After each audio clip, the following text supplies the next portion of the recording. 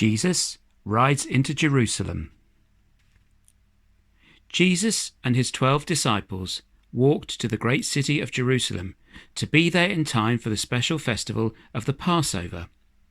On their way, they stopped near a small village called Bethany. Jesus said to 2 of his disciples, "Go into the village. There you will find a donkey that has never been ridden. Untie it and bring it here. If anyone asks you why you are taking it, tell them, 'The Lord needs it, and he will let you have it.'" The 2 disciples did as Jesus told them, and soon came back with the donkey.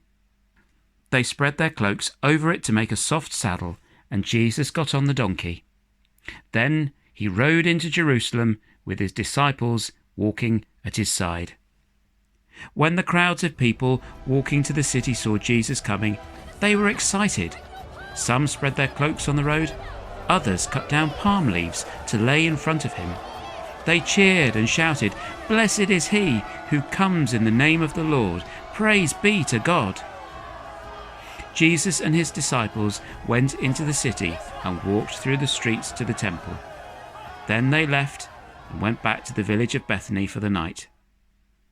The next morning, Jesus went again to the temple to pray. It was like a crowded market with people buying and selling cows and sheep and doves and changing money. Jesus was very angry. He stormed through it, overturning the tables and the seats of the sellers and driving them and the animals and the birds out of the temple.